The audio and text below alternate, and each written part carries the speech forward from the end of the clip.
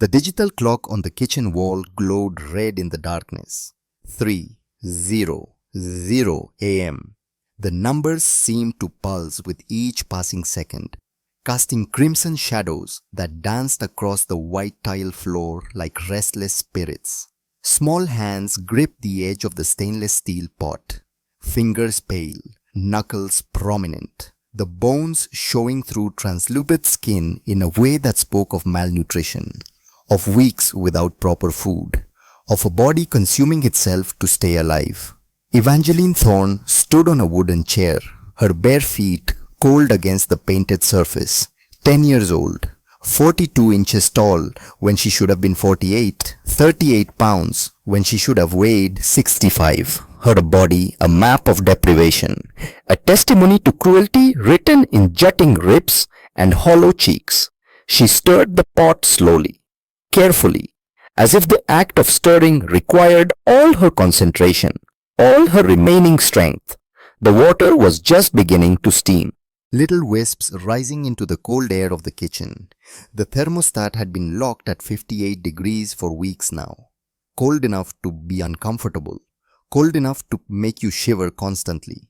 But not quite cold enough to be provable abuse. A few shredded carrots floated in the liquid. Orange against clear. She'd found them in the very back of the refrigerator. Behind Celeste's expensive takeout containers. Behind the imported cheese and organic yogurt that Eva wasn't allowed to touch. Half an onion brown at the edges, soft in places. One chicken bouillon cube she'd discovered hidden in the back of a drawer. Probably forgotten, probably considered trash, but to Eva, it was treasure. It was food. It was hope. Mama's chicken broth recipe, or what Eva could remember of it.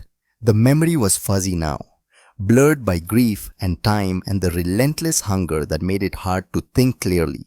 But she remembered the basics. Water, vegetables, something for flavor. Simmer until it smells like home. Behind her, wrapped in a thin blanket that had once been blue but was now grey from too many washings without proper detergent, Finn sat at the kitchen table. 3 years old, so small, so fragile. His cheeks were flushed red with fever, a stark contrast to the pallor of the rest of his face, his eyes glassy and unfocused, staring at nothing, seeing nothing, lost in the fog of illness. His small chest rose and fell with each breath, but the breathing wasn't right, wasn't normal. It was too fast, too shallow, with a wet rattle that Eva knew meant something bad, something dangerous, something that needed a doctor. But Celeste had said no doctor, said he was fine, said children get sick and it passes, said stop being dramatic, Evangeline. Eva glanced back at him, her brother, her responsibility, the only person in the world who needed her, who depended on her, who would die without her. She'd been taking care of him for 12 weeks now, 84 days. She'd counted every single one, marked them in her diary in careful pencil strokes. Day 1, day 2, day 3, all the way to day 84. Today was day 84, and she was so tired, tired in a way that went beyond physical exhaustion, tired in her bones, in her soul, in the very core of who she was. The kind of tired that comes from being 10 years old and playing mother and protector and survivor all at once. The house was silent except for the gentle bubbling of the pot and Finn's occasional cough.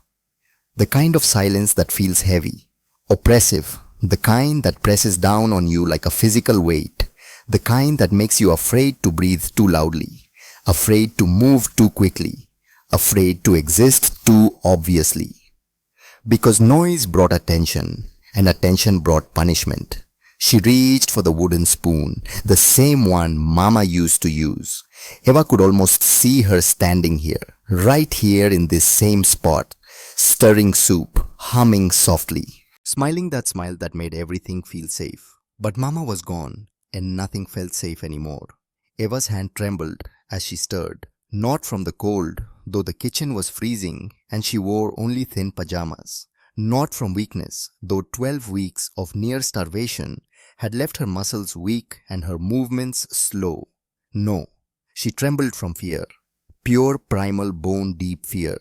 Because she wasn't supposed to be cooking, wasn't allowed to touch the stove, wasn't permitted to use food without permission, and the punishment for breaking rules was severe. But Finn needed to eat, needed something warm, something nourishing, needed it desperately. His fever had been climbing for 3 days now. 102, then 103, then 104 when she checked an hour ago with the thermometer she'd stolen from the bathroom cabinet. 104 was dangerous. She knew that, had learned it from the parenting books she'd read in secret at the library before Celeste had stopped letting her go to school. 104 meant hospital, meant danger, meant her baby brother might die if someone didn't help him. So Eva had made a choice, had climbed out of bed at 2:30 a.m., had crept down the stairs on silent feet, had pulled the chair to the stove, had found what little food she could, had started cooking. And if Celeste found her, then she found her. The punishment would be worth it if Finn got to eat, if Finn got better, if Finn survived. The pearl cross necklace around her neck caught the red light from the clock. Mama's necklace, her grandmother's before that. 3 generations of Thorn women, strong women, faithful women, women who'd survived the hard things and came out stronger. Eva touched it with one hand while stirring with the other. A small comfort, a tiny connection to a time when she'd felt safe, when the world made sense, when adults protected children instead of hurting them. "Please, Mama," she whispered to the empty air, to the ghost of a woman 9 months dead, to the memory that was all she had left. "Please help us. I don't know what else to do." The stairs creaked. Eva's entire body went rigid, every muscle tensing, every nerve firing. The wooden spoon froze mid-stir. Her heart hammered against her ribs, so hard she thought it might actually break through, thought her chest might crack open from the force of it. Footsteps, calming down, slow, deliberate, each step a pronouncement, a judgment, a promise of pain. She knew those footsteps, knew the rhythm, the weight, the terrible certainty of them. Celeste. "Evangeline!" The voice sliced through the silence like a blade through silk. Cold, sharp, controlled, each syllable precisely articulated, like a teacher correcting a stupid student, like a master addressing a disobedient dog. Eva's stepmother appeared in the doorway, materialized from the shadows like something from a nightmare. Tall, elegant even at 3 in the morning, her blonde hair perfectly smooth despite the hour. Not a strand out of place, her silk robe the color of cream. Expensive, beautiful, spotless, her eyes the color of ice. Blue, clear, empty of warmth, empty of mercy, empty of anything remotely human. "What are you doing?" Each word fell like a stone into still water, creating ripples, disturbing the surface, promising depths of danger beneath. Eva's mouth went dry, her tongue stuck to the roof of her mouth. She tried to speak, tried to explain, tried to say anything, but nothing came out, just a small choked sound, the sound of a cornered animal, the sound of prey facing a predator. "I asked you a question, Evangeline." The use of her full name, never Eva, never the nickname everyone else used. Always Evangeline, formal, distant, a weapon turned against her. Finn is sick, he needs. Did I give you permission to use the stove? No, but did I give you permission to touch the food? He's hungry. He hasn't eaten since. The slap came so fast, Eva didn't see it coming, didn't see Celeste move, didn't see the hand rising, didn't see anything except a blur of motion and then white-hot explosion of pain across her cheek.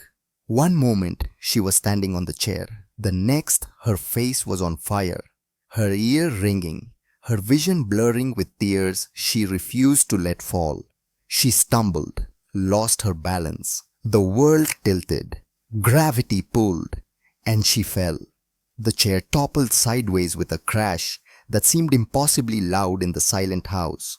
Eva hit the floor hard, Her elbow cracked against the tile with a sound like a branch snapping. Pain shot up her arm, sharp, bright, stealing her breath. The wooden spoon clattered beside her, bouncing once, twice, then lying still. The pot stayed on the stove. The broth continued to simmer, steam rising, oblivious to the violence happening just feet away, oblivious to the child lying on the cold floor, oblivious to everything except the heat and the water and the simple chemistry of making soup. Eva lay on the cold tile, her cheek throbbing, her elbow screaming, her whole body shaking. She could feel the heat of the handprint forming on her face, could feel it swelling, expanding, red against pale skin, a mark, a brand, evidence that would need to be hidden tomorrow with long hair and careful positioning. At the table, Finn began to cry, soft, scared, a sound like a kitten mewling, the cry of a child who has learned that loud crying brings worse consequences, that making noise brings punishment, that the safest thing is to be small and quiet and invisible. "Shut him up," Celeste said. Her voice hadn't changed, still cold, still controlled, still perfectly modulated, as if she'd done nothing more than swat a fly, as if she hadn't just hit a 10-year-old child hard enough to knock her to the ground, as if violence was ordinary, expected, unremarkable. "Now!" Eva pushed herself up, every movement agony. Her elbow wouldn't straighten properly, wouldn't bear weight. Something wrong with it, something broken maybe. But she couldn't think about that now, couldn't care about her own pain when Finn needed her. She crawled to him, across the cold tile, leaving behind the overturned chair, the scattered spoon, the evidence of her crime, her transgression, her sin. She reached Finn, pulled him into her arms, held him close against her chest, felt his small body trembling, burning with fever, shaking with fear. 3 years old and already learning that the world isn't safe, that adults don't protect, that home is the most dangerous place of all. "It's okay," she whispered into his hair, into the soft spot at the crown of his head that still smelled like baby shampoo even though they hadn't been allowed to bathe properly in weeks. "It's okay, I'm here. I'm here. I've got you." But it wasn't okay, and they both knew it, could feel it in the air, in the tension, in the way Celeste stood over them like a statue, like a judge, like an executioner waiting for the right moment to strike. The front door opened. All three of them froze. Heavy footsteps in the foyer, fast, urgent, not the slow creeping steps of someone trying to be quiet, but the hard determined steps of someone with purpose, someone arriving, someone coming home. A man's voice calling out, loud, worried, desperate. "Evangeline Finn." Eva's head snapped up. Her eyes went wide, impossibly wide, because she knew that voice. Knew it like she knew her own heartbeat. Knew it like she knew Mama's lullabies. Knew it like she knew the feeling of safety, even though she hadn't felt safe in so long. "Papa." The word came out broken, cracked, barely audible, but full of more hope than she'd felt in 84 days, more relief than she'd thought possible, more desperate, aching, soul-deep need than any single word should be able to carry.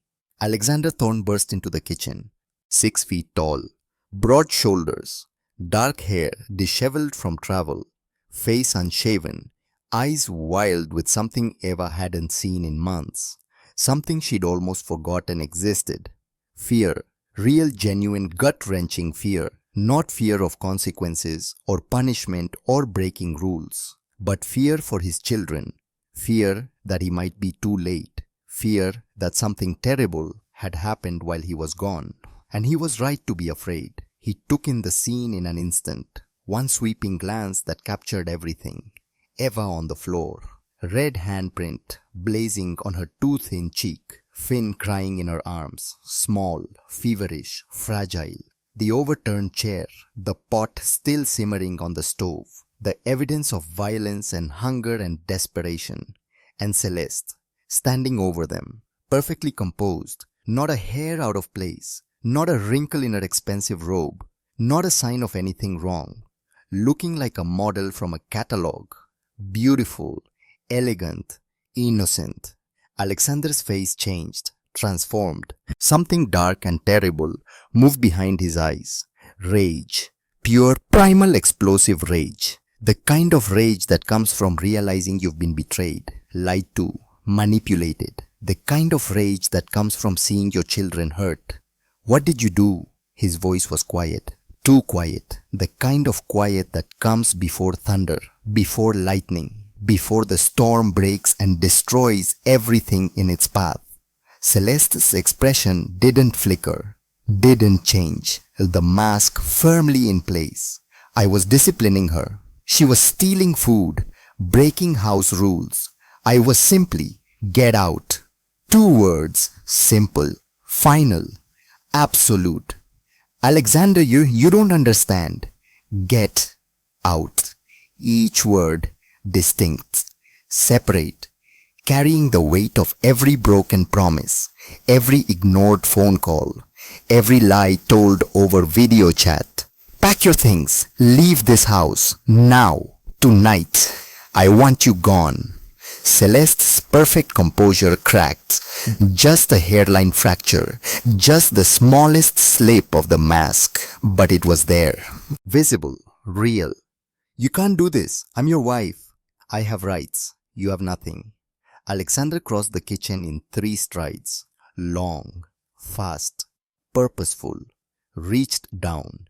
Gathered Finn into his arms with surprising gentleness, given the rage radiating off him in waves.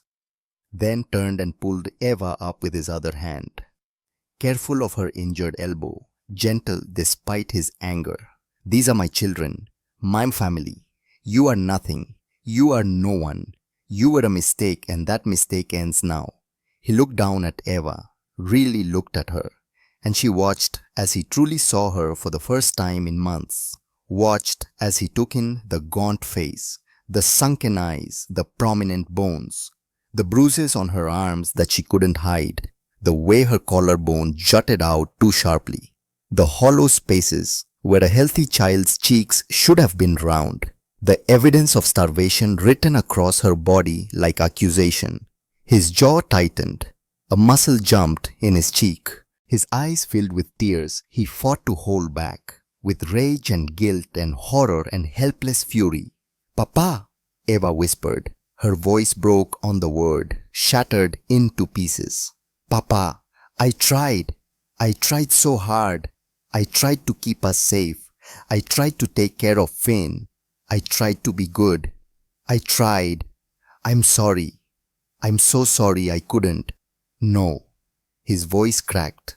"No, sweetheart, you have nothing to be sorry for. Nothing. This is all my fault. All of it. I left you.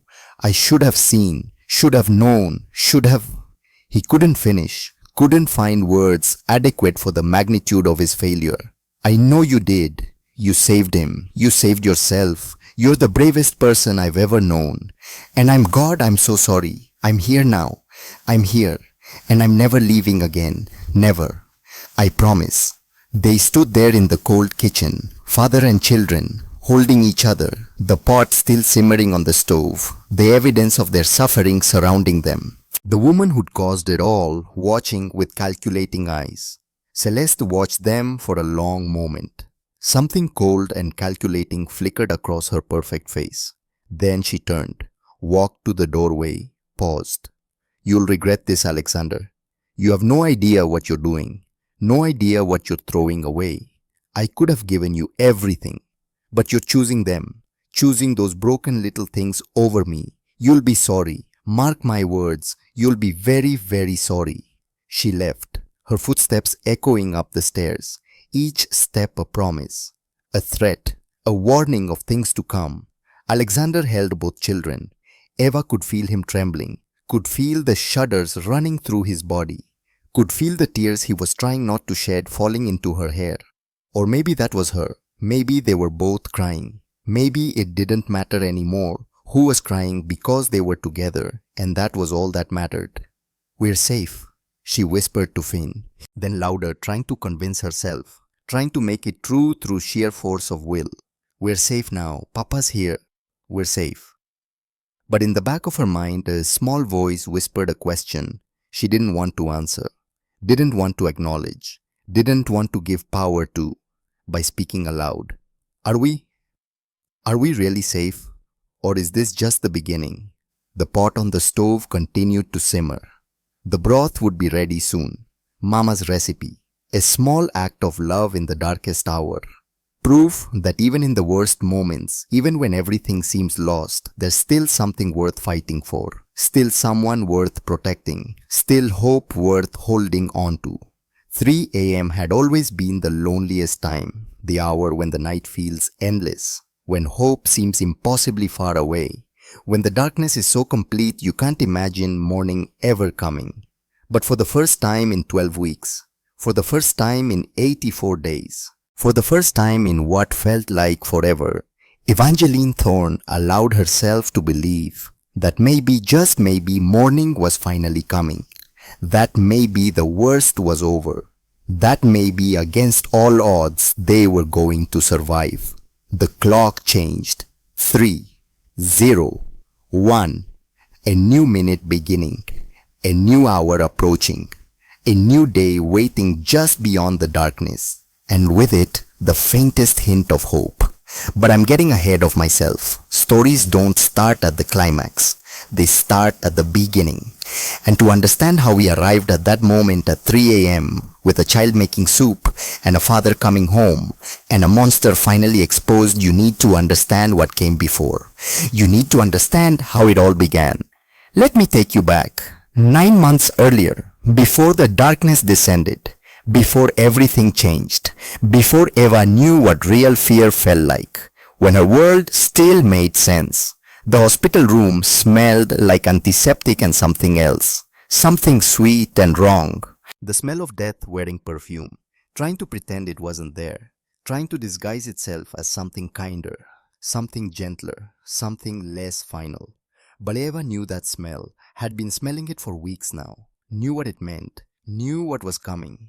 Even at 9 years old, almost 10, she'd remind anyone who asked. She understood that some goodbyes don't come with second chances. That some doors, once closed, never open again. Eleanor Thorne lay in the hospital bed, 40 years old but looking 60, 70, ancient. Cancer had stolen everything from her. Her curves, her color, her strength, her hair, her vitality. Everything that made her her, left behind only the essential parts, the bare minimum, bones and skin and eyes that still blazed with fierce unquenchable love. The machines beeped quietly, steadily, marking time in electronic pulses. IV bags hung from poles, clear fluid dripping, morphine keeping the worst of the pain at bay, oxygen tube in her nose, helping her breathe, helping her stay a little longer, helping her fight a battle she'd already lost.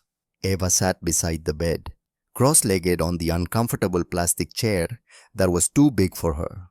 9 years old, but already understanding that childhood was ending, that some lessons come too early, that sometimes you grow up not because you want to, but because you have no choice. She held Mama's hand, skin papery thin, bones visible beneath, veins standing out like roads on a map, leading nowhere, going nowhere, running out. Come here, my brave girl. Eleanor's voice was barely a whisper, barely audible over the beep of machines and hum of air conditioning and distant sounds of hospital life continuing despite the fact that in this room, in this moment, a world was ending.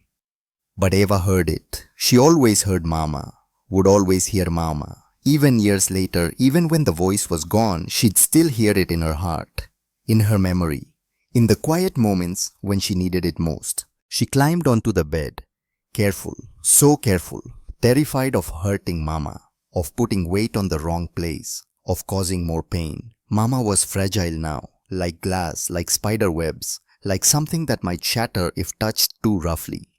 I need to tell you something important. Eleanor's hand found Eva's, squeezed with what little strength remained. A grip that once would have been strong was now barely a pressure, barely a touch. But Eva felt it like thunder, like lightning, like earthquake and flood and fire all at once. Can you be brave for me? Yes, Mama. Because what else could she say? What other answer existed when your dying mother asked for bravery? Good girl, my good girl. Eleanor reached to her neck with trembling fingers, to the pearl cross necklace she wore, had worn for as long as Eva could remember, had worn every single day, the one her own mother had worn, and her mother before that, 3 generations of thorn women, strong women, faithful women, women who'd survived impossible things and came out whole. She unclasped it, the simple motion taking forever, taking all her strength, taking everything she had left, then fastened it around Eva's neck. The pearls were warm from her skin, warm with life, warm with love, warm with everything Mama was, everything she'd always been, everything she'd continue to be even when she was gone, when I'm gone. Mama, don't. Eva's voice broke, tears spilling over, hot and fast and impossible to stop. Hush now. Listen. Eleanor's eyes were fierce, urgent, burning with intensity despite the weakness of her body. Listen carefully, because I can't say this twice. Don't have the strength for twice, so you need to hear it now. All of it. Can you do that? Eva nodded. Couldn't speak. Throat too tight. Heart too broken. When I'm gone, Papa will need you. He's going to fall apart. Is probably already falling apart if I'm honest. He's not good with grief, not good with loss. He'll bury himself in work, in distraction, in anything that keeps him from feeling the pain. You'll need to be strong for him, stronger than any child should have to be. I'm sorry for that, so sorry. But there's no one else who can reach him when he's drowning. Eleanor paused, took a shaky breath. Eva could hear the rattle in her chest, the wet sound that meant the pneumonia was winning. That time was running out faster than anyone wanted to admit. And baby Finn, he's so small, only 2 years old. He won't remember me, won't remember my voice or my laugh or the songs I sang. But you will. You'll remember for him. You'll tell him stories about me. You'll keep me alive in his heart even when I'm gone from his life. Can you promise me that? I promise, Mama. Eva's voice was barely audible, choked with tears, with grief, with the terrible weight of responsibility being placed on shoulders far too young to carry it. I know you will. I know you're strong enough. Braver than you think. Stronger than you know. You have something special inside you. A light. A strength that comes from somewhere deep, somewhere true. The world is going to need that light, Eva. Even when everything seems dark. Especially when everything seems dark. You keep that light burning. Promise me. I promise, Mama, I promise. I'll be brave. I'll take care of Papa and Finn. I'll keep the light burning. I promise. Just please don't go. Please stay. Please. Oh, sweetheart. Eleanor pulled her close. Eva could feel every bone in her mama's body. Could feel the skeleton beneath the skin. Could feel how little was left. How close the end was. Could hear the rattle with each breath. The struggle, the fight that couldn't be won. I would stay if I could. Would stay forever if forever was mine to choose. But God has a plan, even when we don't understand it. Even when it hurts more than we thought possible. Even when it feels cruel and wrong and impossible. He has a plan. What plan? Eva's voice was tiny, lost. The voice of a child who needed answers. Who needed sense in a senseless situation. What plan takes you away? What plan makes Papa so sad? What plan makes Finn grow up without his mama? What kind of plan is that? I don't know all the answers, baby. Wish I did. Wish I could explain it in a way that made sense. Made it hurt less. But I can't. All I know is this: you have something special. Something important. Something the world needs. And maybe this is part of the path to that something. I don't know. Can't know. Won't know until I'm on the other side and can see things clearly. See the whole picture instead of just this one terrible moment. Eleanor stroked Eva's hair. The same way she'd done every night at bedtime. The same gentle rhythm. The same loving touch. Eva tried to memorize it. Tried to commit every sensation to memory. The feel of Mama's fingers, the slight tug as they caught in tangles, the warmth, the safety, the love. She started to sing, softly, barely more than breath, an old hymn, the one she'd sung to Eva every night since birth, the one Eva would sing to Finn when she needed him to sleep, the one that would echo through years and pain and darkness as a reminder of safety, of love, of home. Jesus loves me, this I know, for the Bible tells me so. Little ones to him belong. They are weak, but he is strong. Eva joined in, their voices blending. Mama's barely audible, Eva's choked with tears, but both present, both singing, both holding on to this moment because it was the last, the final duet, the goodbye neither wanted to acknowledge, but both knew was here. Yes, Jesus loves me. Yes, Jesus loves me. Yes, Jesus loves me. The Bible tells me so. Eva fell asleep there, in Mama's arms, in the hospital bed, surrounded by beeping machines and antiseptic smell, and the terrible truth that morning would bring loss. She fell asleep to the sound of Mama's heartbeat, irregular now, slowing, stopping and starting, fighting, trying, loving until the very last moment. When she woke, the room was full of people. Papa, nurses, Dr. Patterson, Reverend Ashford from church, all of them with somber faces, all of them with that look, that terrible pitying look that meant one thing, and Mama was gone, just like that, between one breath and the next, between sleeping and waking, between night and morning, here and then not here, present and then absent, alive and then something else, something different, something Eva didn't have words for yet. Eva touched the pearl cross at her neck, still warm, still carrying Mama's heat, Mama's life, Mama's love, the last piece of her Mama she could hold, the last physical connection to the woman who'd been everything. The funeral that happened 3 days later.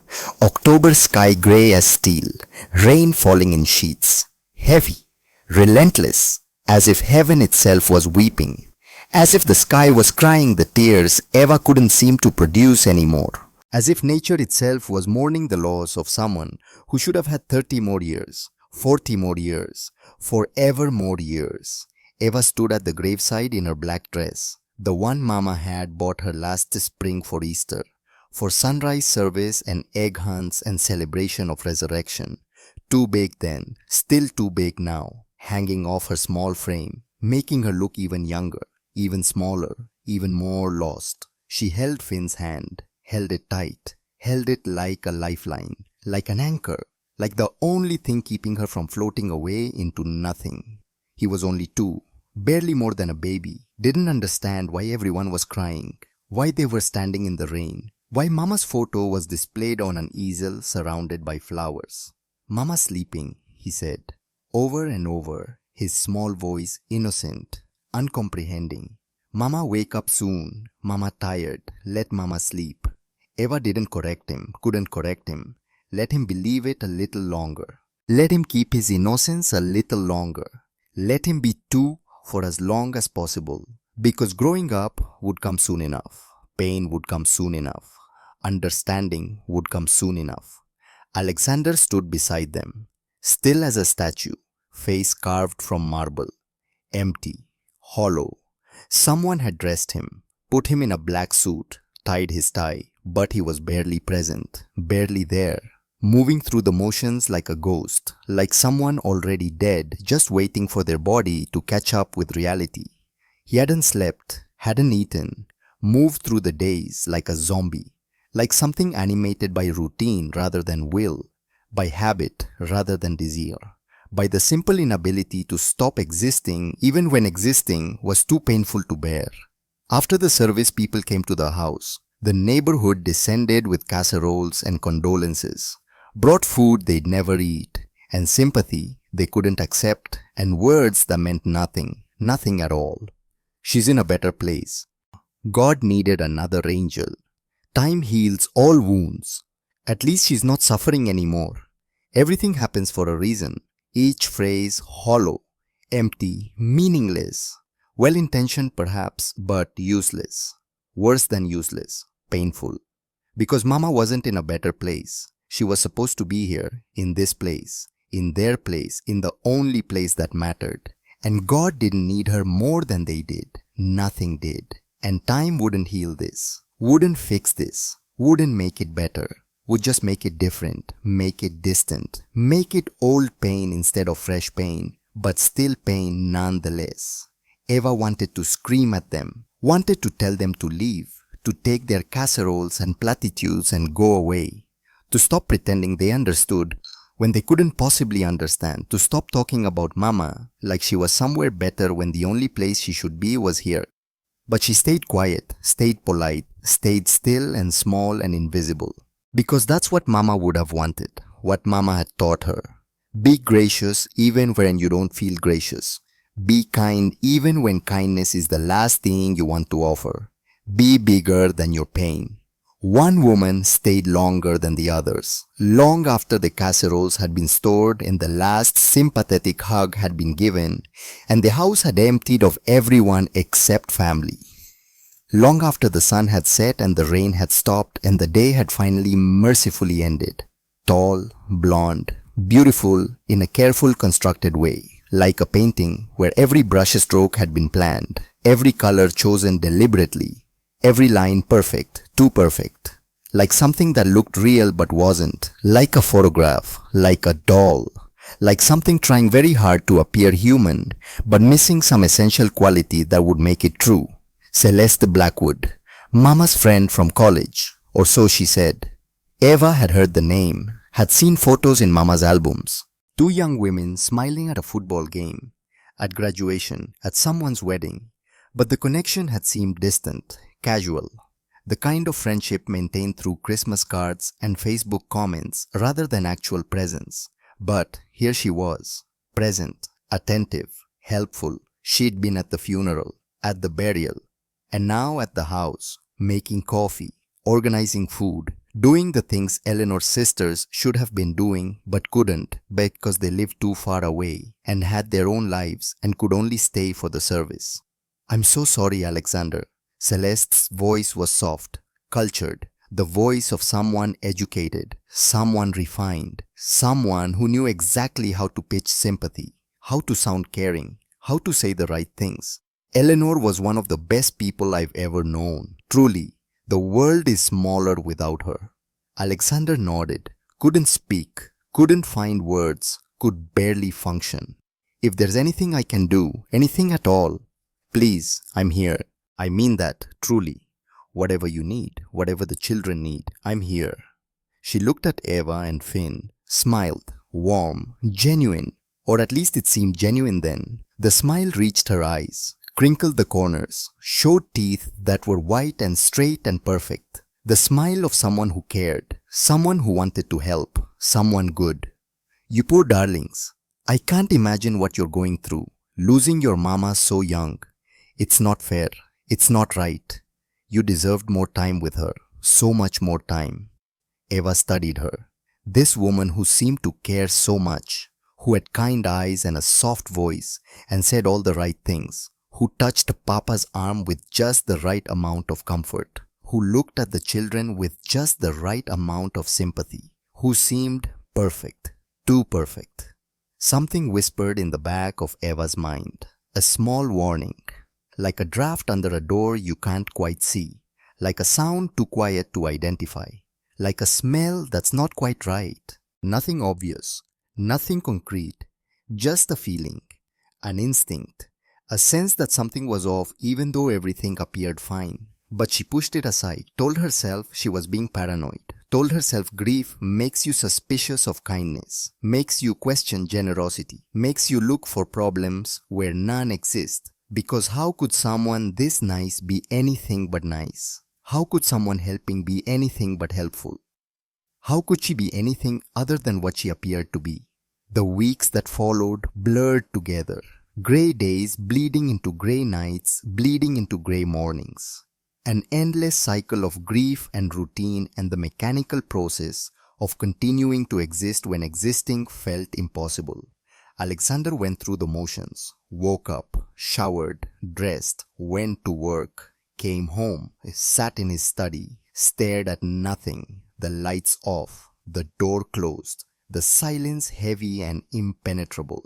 He didn't eat unless Eva brought him food, didn't sleep unless exhaustion forced him to, didn't speak unless absolutely necessary, just existed in a fog of grief, so thick he could barely see through it, could barely function, could barely remember what normal felt like. Eva took care of Finn, became mother and father and caretaker all at once. 9 years old playing adult, 9 years old making bottles and changing diapers and singing lullabies in a voice that cracked with the effort of not crying. 9 years old, shouldering responsibility no child should have to carry. She made his meals, macaroni and cheese from a box, chicken nuggets from the freezer, peanut butter sandwiches cut into triangles the way Mama used to do, changed his diapers even though he was supposed to be potty training, put him to bed at 8 o'clock every night, read him stories, sang him songs, tried to be Mama even though she was just a child herself, just a lost, grieving child, trying to hold together a family that was falling apart. Maggie Whitmore helped when she could. The housekeeper who'd been with the family since before Eva was born. 68 years old, grey hair pulled back in a practical bun, comfortable shoes, capable hands. A grandmother in all but name. She cooked real meals, did laundry, kept the house running. But she couldn't fix what was broken, couldn't heal what was shattered, couldn't bring back the dead or repair the living. Could only keep the machinery of daily life functioning, while everyone inside the machine struggled to remember why they were still moving. "Your papa needs time," Maggie said one evening. Eva was at the kitchen table doing homework. Math problems that didn't matter, reading comprehension about characters who had problems smaller than real life. Grief doesn't follow a schedule, doesn't have a timeline. He'll come back eventually, just needs to find his way through the fog. What if he doesn't? Eva's voice was small, scared, the question she'd been afraid to ask, but couldn't contain anymore. What if he stays lost? Maggie sat down beside her, took her hand. "Then we'll go get him, together. You and me and Finn will be loud enough and persistent enough and loving enough that he can't stay lost, that he has to come back, because family doesn't give up on family, no matter how dark it gets." But the darkness persisted. November turned to December, the holidays looming, the first Christmas without Mama, the first birthday, the first everything without her. And then Celeste started coming around more often. At first it was casual, dropping off a meal, checking in, asking if they needed anything, the same kind gestures any friend would make, any decent person trying to help a grieving family. But gradually the visits became longer, more frequent, more personal. She'd stay for dinner, help with cleanup, sit with Alexander in the living room, talk quietly about Eleanor, about loss, about how life has to go on even when going on seems impossible, about how the living have to keep living even when they don't want to. Eva watched from the stairs, saw how Celeste's hand would rest on Papa's shoulder, saw how she'd brush his hair back from his forehead, saw how she'd smile that perfect smile and say exactly the right things in exactly the right tone, saw how Papa responded, how he started smiling back, small smiles, barely there, but smiles nonetheless. "She's helping your Papa," Maggie said when Eva asked about it. "He needs someone right now, someone who understands, someone who can talk to him like an adult instead of tiptoeing around the grief. It's good she's here, I guess." But that whisper in the back of Eva's mind grew louder, insistent. Wrong, wrong, wrong. Something's wrong. 3 months after the funeral, Alexander called Eva into his study. It was January now. The holidays survived, if not enjoyed. Christmas morning hollow, despite the presents. New Year's passing without celebration. Just time marching forward, regardless of whether they were ready. Eva stood in the doorway. The room smelled like leather and old books and Papa's cologne. Familiar smells, safe smells. But something felt different. Something felt off, like the air before a storm, like the silence before thunder. "Come sit, sweetheart." She climbed into the chair across from his desk, the big leather chair that swallowed her small frame, her feet dangling, not touching the floor, making her feel even smaller than she already was. Alexander cleared his throat, looked uncomfortable, couldn't meet her eyes. I need to talk to you about something important, something that's going to change things, something I hope you'll understand even though it's fast, even though it might seem wrong, even though... He stopped, started again. You know Celeste has been helping us. A lot. These past few months, she's been here, been present, been someone I could talk to when the darkness got too heavy. Eva's stomach tightened. She knew what was coming, could feel it in the air. In the way Papa was talking, in the way he wouldn't look at her. Well, she and I have been talking about the future, about what's best for this family, about what we need to heal, to move forward, to build something new from what we've lost. Eva's hands gripped the arms of the chair, knuckles white, holding on. I've asked her to marry me, and she said yes. The words hung in the air, heavy, final, impossible to take back once spoken aloud. Impossible to unhear, impossible to pretend hadn't been said. Eva stared at him, tried to process, tried to understand. Marry. Celeste. 3 months. 3 months since Mama died and he was already replacing her. Already moving on, already pretending like Mama never existed, like their family never mattered, like love was something disposable, replaceable, exchangeable for the next pretty face that smiled at the right time. I know it seems fast, Alexander said quickly, words stumbling out, defensive, guilty. I know it's only been 3 months. I know people will talk, will judge, will say, I didn't love your mother if I'm moving on this quickly. But sweetheart, we need help. I need help. I can't do this alone. Can't raise 2 children and run a company and function in the world without someone, without support. He finally looked at her. Eyes pleading, begging for understanding, for permission, for forgiveness for something he was going to do regardless of her answer. You and Finn need a mother figure, someone to care for you when I'm at work, someone to help with homework and bedtime and all the things your mama used to do, all the things I don't know how to do, all the things I'm failing at. Celeste loves you both, wants to be a family, wants to help us heal. We are a family. Eva's voice was small, quiet, but firm. You, me and Finn, we're a family. We don't need anyone else. We can figure it out, together, just us. Please, Papa, please don't. Eva. His voice was gentle but final. You're 9 years old, almost 10, I know, but still a child. You shouldn't have to raise your brother, shouldn't have to make meals and do laundry and be the adult. You should be playing, going to school, being a kid, having a childhood. Celeste can give you that, can give us all that, can help us be a family again. But what about Mama?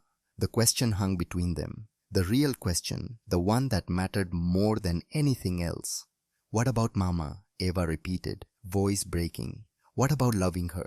What about missing her? What about remembering her? If you marry someone else so fast, what does that say? That she didn't matter, that she was easy to replace, that 3 months is enough time to stop loving someone. Alexander's face crumpled. No, sweetheart. That's not what this means. Not at all. Your mama will always be part of us. Always be loved. Always be remembered. This isn't about replacing her. It's about surviving without her. It's about finding a way to keep living when the person who made life worth living is gone. But 3 months is arbitrary. Would 6 months be better? A year, 2 years? When is the right time to stop being paralyzed by grief, to start functioning again, to try to build something new even if it's not what we wanted, even if it's not what we would have chosen, even if it feels wrong because nothing will ever feel right again? He just stood up, came around the desk, knelt in front of her chair, took her hands in his. They were shaking, both of them shaking. I loved your mama more than anything, more than life itself, and losing her nearly destroyed me, is destroying me every day, every moment. But I have 2 children who need me present and functional and capable of caring for them. And I can't do that alone. I've tried. God knows I've tried. But I'm drowning, Eva. Drowning. And Celeste is offering to help pull me back to shore. To help us all get back to shore. Tears ran down Eva's face. Silent, hot, full of grief and confusion and a feeling she couldn't name. Betrayal maybe, or loss, or the terrible understanding that nothing would ever be the same again. That this was another ending, another goodbye, another door closing. When? She whispered. Next month, February. Small ceremony at the courthouse. Just close friends. Nothing big. Your mama wouldn't have wanted a big production. Wouldn't have wanted a spectacle. Just something simple, something quiet, something that lets us move forward. 1 month, 4 weeks, 30 days until everything changed again. The wedding happened on a Tuesday in February. Valentine's Day. Alexander said it was symbolic, about love and new beginnings and hope for the future. But Eva thought it was cruel, thought it was wrong, thought it was taking a day that had always been about mama roses and chocolate and cards with too many hearts and giving it to someone else. The courthouse was cold, sterile, all marble and fluorescent lights and the smell of old paper and bureaucracy. People lined up for permits and licenses and legal documents that would change their lives in ways they probably didn't fully understand yet. Eva stood in her best dress, navy blue, the one she wore to church, the one that was getting too small but not small enough to justify buying a new one yet. Held Finn's hand. He was 2.5 now, dressed in a tiny suit that made him look like a miniature businessman, confused about why they were here, why everyone looked so serious. Why Papa was wearing his nice clothes, but they weren't going to church. Maggie stood with them. She'd been invited, one of the close friends. But her face was tight, disapproving. She tried to talk to Alexander, tried to suggest waiting, tried to say 3 months was too fast, tried to warn that something felt off about Celeste, about how quickly she'd inserted herself into their lives, about how convenient her timing was. But Alexander hadn't listened, couldn't listen, was too desperate for relief from grief to hear warnings about the person offering that relief. Reverend Ashford wasn't there, hadn't been invited. This wasn't a church wedding, wasn't blessed, wasn't sanctified, just a legal transaction, a signing of papers, a changing of status from single to married with no acknowledgement of God or faith, or the sacred nature of vows. A judge appeared, middle-aged man with tired eyes. He'd done this 1,000 times, married countless couples, routine, mechanical. Just another Tuesday morning turning strangers into spouses with the signing of documents and speaking of standard phrases. Dearly beloved. But there was no one beloved here, no congregation, no witnesses beyond the minimum required. Just Alexander and Celeste and 2 children, and a reluctant housekeeper in a cold government building at 10 o'clock on a Tuesday morning. Alexander wore his best suit, the one he'd worn to Mama's funeral. Eva noticed, wondered if he noticed, wondered if he thought about the fact that the last time he'd worn this suit he was burying his wife. And now he was marrying her replacement. Celeste looked perfect. Cream-colored dress, not white even she had enough awareness to avoid white but cream. Elegant, expensive, hair styled, makeup flawless, carrying a small bouquet of roses. Red roses, the same roses Alexander used to give Mama every Valentine's Day. Eva felt sick. The ceremony took 11 minutes. Eva counted every second, watched the clock on the wall, tick, tick, tick. Each second another piece of Mama being erased, replaced, forgotten. Do you, Alexander Thorne, take Celeste Blackwood to be your lawfully wedded wife? I do. 2 words, simple, final, irrevocable. Do you, Celeste Blackwood, take Alexander Thorne to be your lawfully wedded husband? I do. Her voice clear, strong, certain, victorious. Then, by the power vested in me by the state, I now pronounce you husband and wife. You may kiss. They kissed, brief, chaste, appropriate for a courthouse with children present, But Eva saw the way Celeste's hand lingered on Alexander's chest.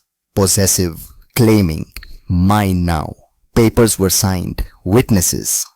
Maggie and the judge's clerk signed their names.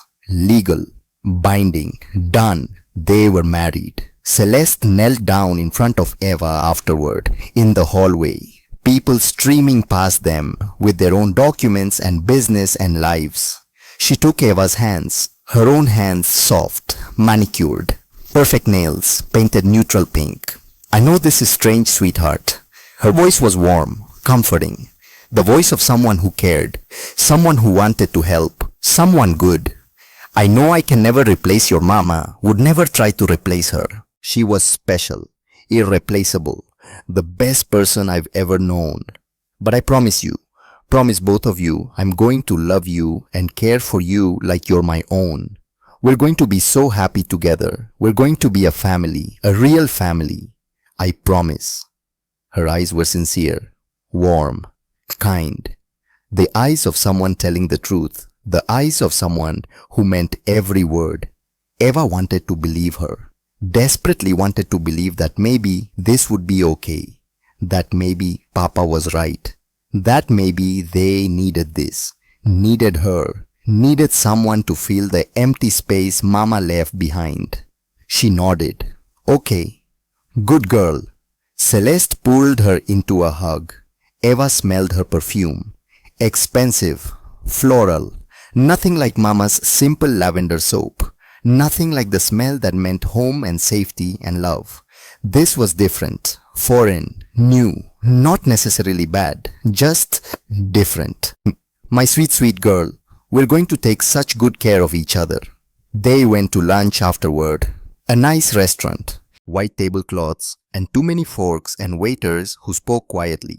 Finn got chicken fingers. Eva got pasta. Alexander and Celeste got something fancy. Wine for the adults, sparkling cider for the children, toast to new beginnings and blended families, and love conquering all. Maggie didn't come, said she had things to do at home, said congratulations, but her eyes said something else, said warning, said be careful, said I see something you don't. But no one was listening, no one wanted to hear. That night, Celeste moved into the house, into Mama's room, into Mama's space, into Mama's life. She brought suitcases, boxes, clothes that smelled like that perfume, makeup and jewelry and expensive things that now lived on Mama's vanity. In Mama's closet, where Mama's things used to be. Alexander had cleared it out the week before, donated Mama's clothes, packed away her jewelry, made space for the new wife, for the new life, for the pretense that this was normal and right and exactly what they needed. For the first few weeks, things seemed fine. Good even. Celeste cooked real dinners. Roast chicken and vegetables and homemade bread. Not the frozen dinners and takeout that had sustained them for months. Real food, served on real plates. At a table where everyone sat together. She read bedtime stories to Finn, helped Eva with homework, did laundry and grocery shopping, and all the domestic tasks that had fallen through the cracks during the grief. The house started functioning again, started feeling like a home instead of a museum of mourning. Alexander smiled again, laughed occasionally, started sleeping through the night, started eating regular meals, started being present instead of absent, started being a person again instead of a ghost. Maybe it would be okay. Maybe Papa was right. Maybe they could be happy. Maybe. Then came the business trip. 6 weeks after the wedding, March. Spring beginning to push through winter. Crocuses in the yard. Days getting longer. Everything awakening from hibernation. Alexander's phone rang at dinner. A problem in Tokyo. Something urgent. Something that required his personal attention. Something that couldn't be handled remotely. He needed to go. Needed to leave. Needed to be gone, for he wasn't sure. 2 weeks. Maybe more. The London office had issues too. Might need to swing through Paris. Could be 6 weeks. Could be 8. Could be longer. I don't want to go, Alexander said that night, eve of departure. Suitcase half packed on the bed. But it's important. The company needs me. If I don't handle this, we could lose contracts, lose business, lose the security that lets us live like this.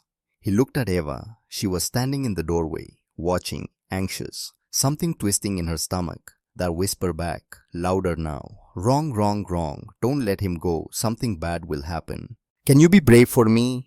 Alexander knelt down, took her hands. The same question Mama had asked. Be brave. Always be brave. Even when bravery feels impossible. Can you take care of things here while I'm gone?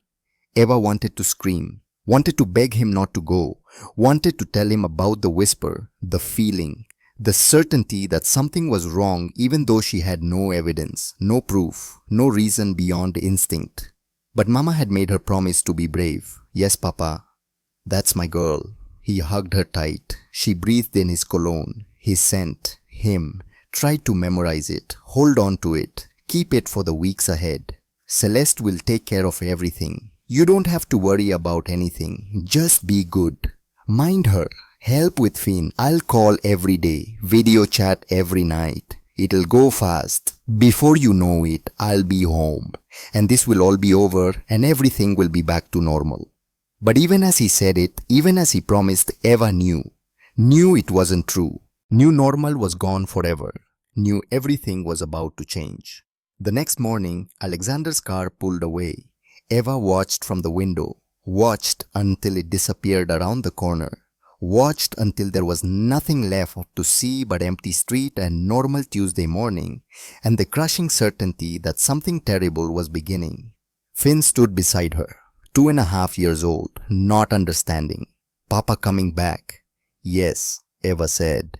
Because what else could she say? Papa always comes back. But as she stood there looking out at the empty street, touching Mama's pearl cross for comfort, that whisper became a shout.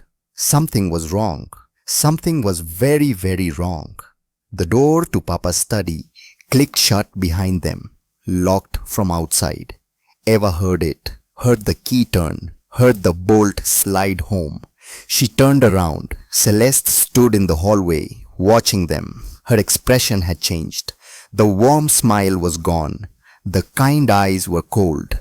The loving stepmother was gone. And someone else was standing in her place.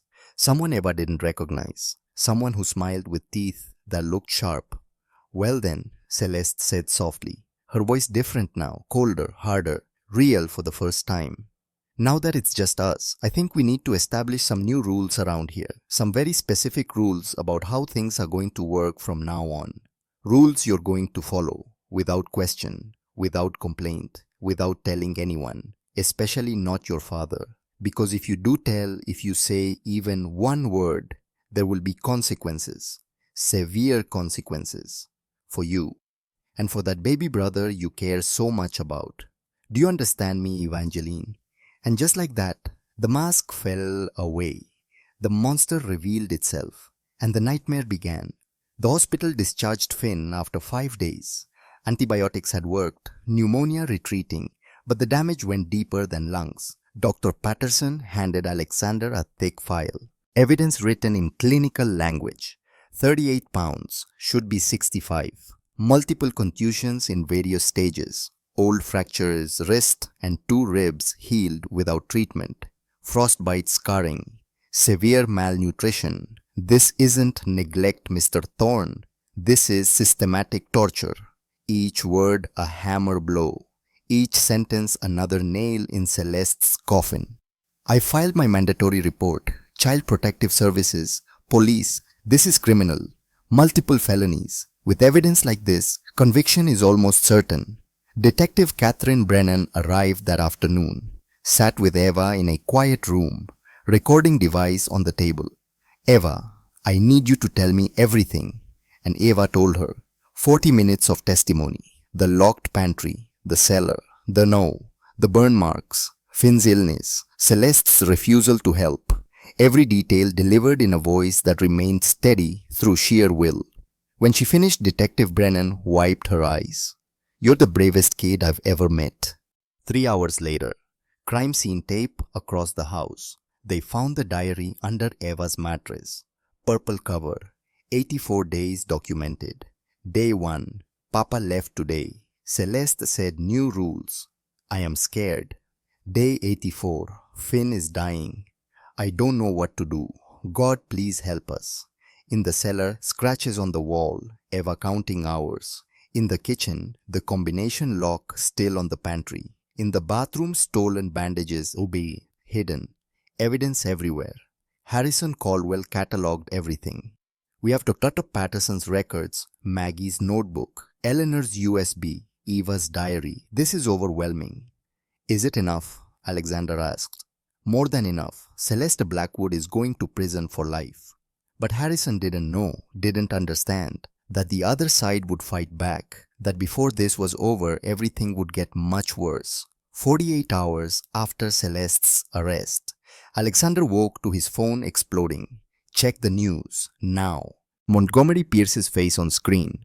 My client is a victim of a vindictive man with unlimited resources. This is persecution, not prosecution. The media war had begun. Talk shows debated. Twitter exploded. Half believed Eva, half called her a liar. The threats started. Someone followed Maggie home. Black SUV, no plates. Brick through Lillian Harper's classroom window. Note, keep your mouth shut. Then the worst. Jennifer Walsh received a photo, her 8-year-old sister, playing at school, message, testify and we visit her next. 48 hours. Jennifer sat in the safe house, crying. How can I risk Lily? My baby sister, Eva texted her. I understand. Protect your sister. I'll testify anyway. I'll tell your story too. 3 dots appeared. Disappeared. Finally. No, I'm in. We do this together for all the children. 3 days before trial. Eva couldn't sleep. Sat at the kitchen table at 2 a.m. reading Mama's diary. March 28th, Celeste visited. Something felt wrong. She asked too many questions about finances. My instincts are screaming. Mama had known, had tried to warn them, but no one believed her. Maggie found Eva, sat down. Can I tell you something? When I was 9, my stepfather hurt me for 3 years. I never told. He moved on to my younger sister because I stayed silent. That's why I documented everything with you. Never again would I let fear make me a coward.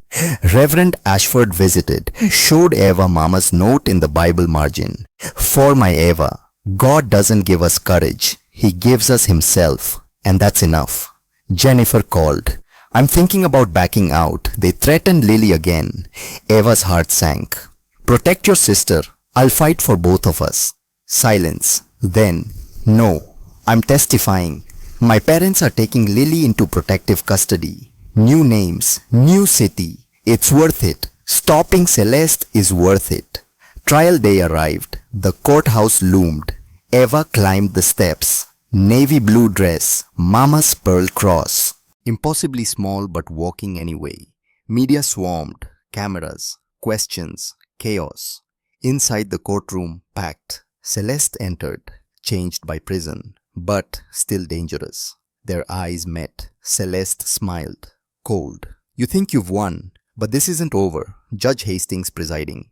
Mr. Pierce, your opening statement. Montgomery Pierce stood, smiled warmly at the jury, began to lie. Celeste Blackwood is not a monster. She's a woman who tried to help a broken family.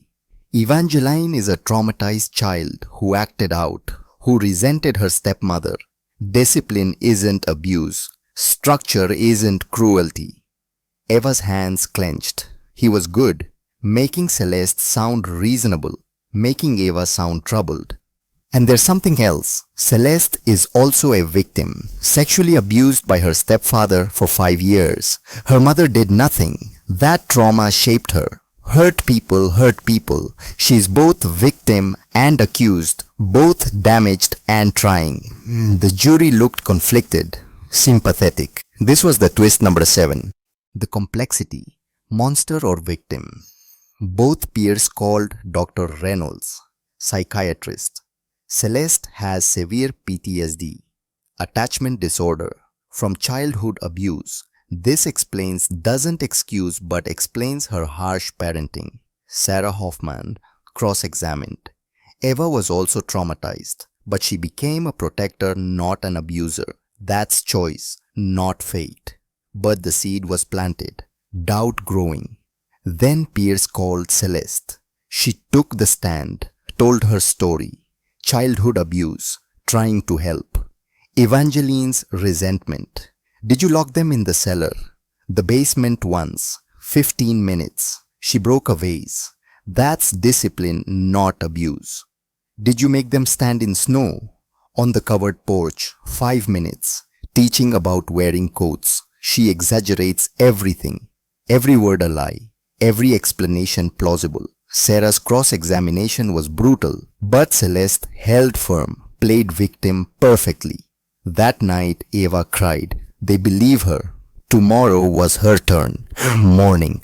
Eva couldn't eat. Threw up twice. Maggie helped her dress. You ready, sweet girl? No, but I'm doing it anyway. Court convened. Sarah stood. The prosecution calls Evangeline Thorne. Eva's legs shook. The walk to the witness stand felt eternal. She climbed into the chair, feet dangling. The bailiff held out the Bible. Do you swear to tell the truth, the whole truth, and nothing but the truth? Eva touched Mama's cross. I do. Sarah approached gently.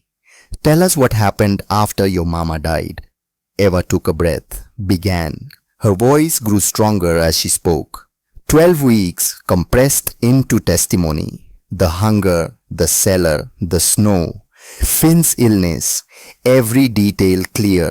Honest, powerful. The jury listened, riveted, several crying. Why didn't you call your father? She said Finn would disappear forever. She said she'd make it look like an accident. I believed her. I was so scared. Sarah paused. Is there anything else you want the jury to know? Eva looked at the 12 people. I'm not lying. Every word is true. Jennifer is here today. Celeste did the same thing to her 3 years ago, but no one believed her. If you don't believe me today, she'll do it again. She'll find another family, another child, and I can't let that happen. I won't. No further questions. Recess, 15 minutes. Eva's last chance to back out, but she didn't. Montgomery Pierce stood, smiled, but his eyes were calculating. That was quite a story, Eva. It's not a story, it's the truth. Memory is tricky, isn't it? You said 12 weeks, but records show 8. 12 weeks. I counted every day. He'd tried different attacks, showed the wedding photo. If she was evil, why are you smiling? Because I was 10, I wanted to believe adults were good. I learned I was wrong. He pushed harder. You're lying for attention. I'm not lying. Eva's voice cracked. Tears falling, but she didn't stop. She locked me in a freezing cellar for hours, made me stand in snow until I got frostbite, starved us, was killing Finn. And you're trying to make me sound crazy, but I'm not. I'm telling the truth, every word, and if you don't believe me, more children will get hurt, because that's what she does. She hurts children and people like you let her. Silence, complete silence. Judge Hastings intervened. Mr. Pierce, do you have actual questions? No further questions. Eva climbed down, collapsed into Alexander's arms. The jury watched, and in that moment they decided, not based on evidence alone, based on a 10-year-old girl who'd looked evil in the face and said no more. 3 days of deliberation, 72 hours of Eva, unable to eat, unable to sleep, waiting for 12 strangers to decide her truth. Day 3. Alexander's phone rang. They're back. 1 hour. The courtroom more packed than ever. Eva took her seat, held Mama's teddy bear, prayed. Judge Hastings entered. Has the jury reached a verdict? The foreperson stood. Grandmother, teacher, she'd cried during Eva's testimony. We have your honor. On the count of child abuse in the first degree, how do you find guilty? Gasps, sobs, relief.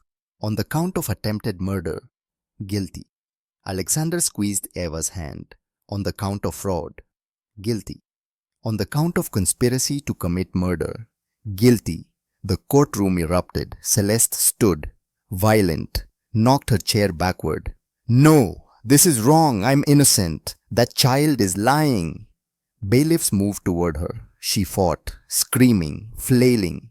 I should have killed her when I had the chance. You and that stupid baby I should have. Security tackled her, handcuffed her, dragged her away, still screaming. As they passed, Eva Celeste lunged, tried to reach her. Eva watched, calm now. This woman had no power anymore.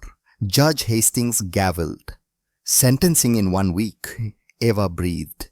It was over. Finally. Truly over. 1 week after the verdict, sentencing day arrived with winter rain. The kind of cold, persistent rain that seeps into bones. That makes you want to stay inside, stay safe, stay protected. But Eva went anyway. Had to. Needed to see this through to the very end. Needed to watch justice finally fully, completely served. The courtroom was different this time. Quieter, more solemn. The circus atmosphere gone. The media still present but subdued, respectful. This was the ending, the final chapter. The moment when words became consequences. When crimes became sentences. When abstract justice became concrete years. Celeste sat at the defense table. Prison had continued its work. She looked older, harder. The veneer stripped away completely now. No more pretending, no more masks. Just the raw reality of someone who'd done terrible things and was about to pay for them. Judge Hastings entered. Everyone rose. The ritual of justice playing out one final time. We are here for sentencing in the matter of the state versus Celeste Blackwood. Before I pronounce judgment, I will hear victim impact statements. Is the prosecution ready? Yes, Your Honor. Jennifer Walsh spoke first. 16 years old. No longer the frightened girl who'd almost backed out. Stronger now, changed by courage. For 3 years after Celeste abused me, I lived with shame. I thought it was my fault. Thought I was weak. Thought I deserved what happened.